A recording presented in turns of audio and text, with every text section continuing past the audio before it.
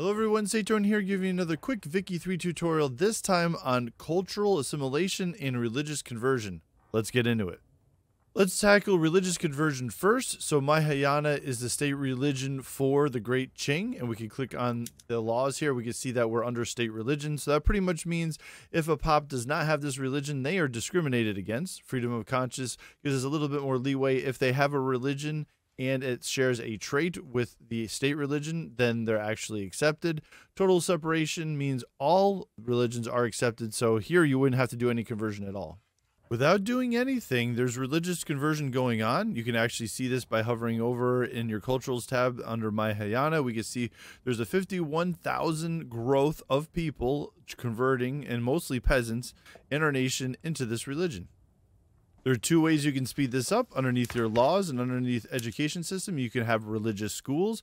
What this allows you to do is have an education institution. It's going to cost you some bureaucracy, but for every level, you're going to get a plus 20% conversion. The other way is through decrees. You can go to your political lens and decrees, and you can see here that there's an option to promote national values, and what this will do is give a plus 100% conversion for 100 authority. Religious conversion is actually very useful. If we hover over a given religion, we can see here that 15,000 are converting over to Mahayana, so now they're a part of the state religion. If they're of the same culture and not being discriminated that way, that means these pops will be accepted, and they'll no longer be creating radicals, which is actually very beneficial.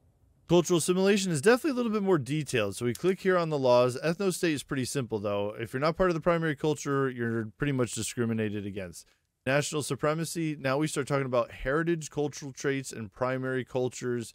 I'll explain this more in detail, but that's pretty much the national supremacy. Racial segregation is also a flavor of that, where it's a little less and you only need a heritage cultural trait. Cultural exclusion, here you just need a cultural trait at all that's related to the primary culture. And multiculturalism, you pretty much just accept everyone. I know that's all very confusing, so let's take a look at an example. We'll click on our law. We have cultural exclusion. Here, we have to share a cultural trait with any primary cultures in their country. So let's look at our primary cultures, which are Han and Manchu. Here we have East Asian heritage. That's our cultural heritage trait. We have Han Chinese and Xenosphere. I'm probably mispronouncing that. So let's look at Yu. So Yu is a culture that's accepted. Their cultural traits is Han Chinese. So that shares, right, the same with the primary culture here. As well as if we go back, you can see here the East Asian heritage. We also share that with the primary cultures, so we definitely are accepted.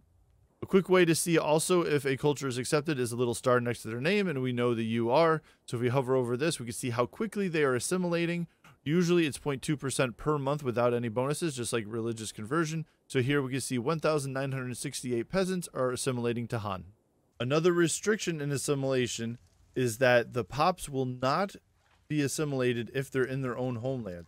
So if, for example, we're the Great Qing and we decide to have a colony over in Hihi in Africa, these pops will not assimilate over to the cultures of Manchu and Han because they're in their homeland. However, if they do decide to migrate over to the Great Qing and their culture is accepted, then they can assimilate to the Manchu and Han.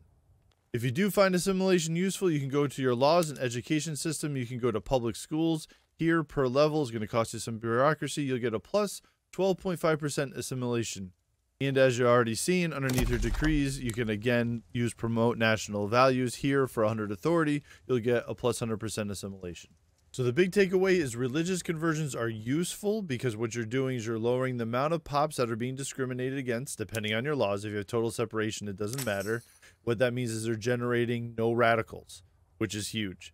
As far as cultural assimilation, it is not useful because pretty much you cannot convert or assimilate anybody unless they're already an accepted culture, which means they're not generating radicals in the first place.